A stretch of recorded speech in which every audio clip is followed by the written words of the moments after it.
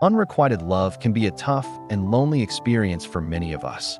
It is that heavy feeling in your chest when you care deeply for someone who doesn't feel the same way back. It's not just a crush, it's a profound sense of connection that, for whatever reason, isn't reciprocated. This can manifest in different ways. Maybe you're in love with a close friend, and you're terrified that confessing your feelings will ruin the friendship you cherish. Or perhaps you're in a relationship where you feel like you're giving 100%, but you're only getting 50% back. You love them with your whole heart, but you have this sinking feeling that their love for you is more casual, less committed. It's a lonely place to be. You're constantly walking on eggshells, trying to be the person you think they want, hoping that one day, something will just click and they'll see you in the same way you see them. This experience can make you feel like you're perpetually on the outside looking in. You see them happy, you see them living their life, and you read just a spectator in the story you so desperately want to be a main character in. It's like pressing your face against the glass of a warm, cozy room while you're stuck out in the cold. This constant longing can really start to erode your self-worth. You begin to ask yourself, what's wrong with me? Am I not funny enough? Not smart enough? Not attractive enough? You start to believe that there's some fundamental flaw in you that makes you unlovable, at least to this one person who means the world to you. These feelings of inadequacy can be overwhelming. Every interaction becomes a test. Did I say the right thing? Did I make them laugh? Did they notice me? You replay conversations in your head, analyzing every word, every glance, searching for a glimmer of hope, a tiny sign that maybe, just maybe, they feel something too. This hyper-focus on another person's approval means you start to lose touch with yourself. Your own needs, your own happiness, your own goals get pushed to the side. Your world shrinks until it revolves entirely around them. Your mood for the day can be determined by a single text message or the lack of one. A friendly smile from them can make you feel like you're flying, while a hint of indifference can send you crashing down. It's an emotional roller coaster that you can't seem to get off of. The fantasy of what if becomes your constant companion. You build entire worlds in your mind where everything works out perfectly.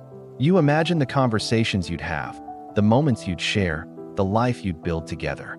This daydreaming can be a comforting escape, but it's also a trap.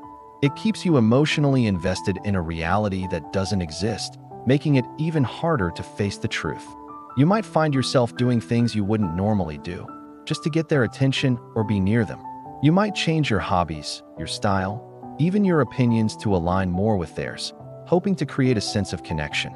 But this often just leaves you feeling inauthentic and even more disconnected from your true self. It's a painful cycle. The more you try to earn their love, the more you lose yourself, and the more inadequate you feel when it doesn't work. The truth is, you can't force someone to love you. You can't convince them to feel something they don't. Love isn't a transaction where if you give enough, you're guaranteed to get it back. So, how do you start to heal from this?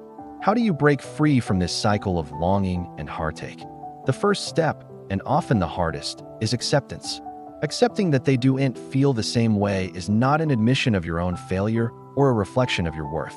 It's simply accepting a reality that is outside of your control. People's feelings are their own, and you can't change them, no matter how much you wish you could. Acceptance is not about giving up on love. It's about giving up on this specific, painful attachment. It's about choosing yourself. It's about saying, my peace of mind and my happiness are more important than chasing someone who doesn't see my value. This acceptance might not happen overnight. It's a process. There will be good days and bad days. Some days you'll feel strong and ready to move on, and other days, a memory or a song might pull you right back into the sadness. And that's okay. Be patient and compassionate with yourself. Allow yourself to grieve the loss of the future you imagined. Grieving is a necessary part of healing. Let yourself feel the sadness, the anger, the disappointment. Don't try to bottle it up or pretend you're fine. Talk to a trusted friend, write in a journal, cry it out. Acknowledging your pain is the first step to releasing it. Once you start to accept the situation, it's crucial to create some distance. This can be incredibly difficult, especially if the person is a close friend or someone you see every day. But distance, both physical and emotional, is necessary for you to heal. This might mean muting them on social media, so you're not constantly seeing updates about their life. It might mean politely declining invitations to hang out for a while. It's not about being mean or punishing them. It's about protecting your own heart. You need to create a space that is free from their influence so you can start to reconnect with yourself.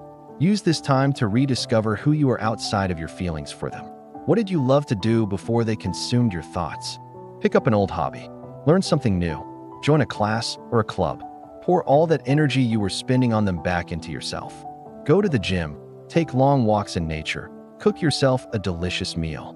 Focus on activities that make you feel good about yourself and build your confidence. Reconnect with friends and family who love and support you unconditionally. Let them remind you of how amazing you are. This journey of healing is also a journey of self-love. Unrequited love often highlights the areas where we don't love ourselves enough. It forces us to confront our insecurities. Instead of seeking validation from someone else, start validating yourself. Make a list of all your positive qualities, your accomplishments, your strengths. Read it every day. Remind yourself that you are whole and complete on your own. You do not need someone else's love to be worthy. Your worth is inherent.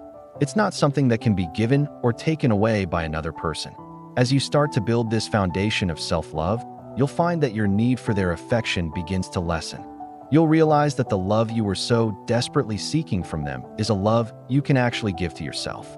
It's about becoming your own best friend, your own biggest supporter. Understand that being rejected doesn't mean you are rejectable. It just means you weren't a match for that one person. There are billions of people in the world. Someone not choosing you doesn't define your capacity to be loved. And remember, it's okay to seek professional help. Talking to a therapist can provide you with a safe space to process your feelings and develop healthy coping strategies.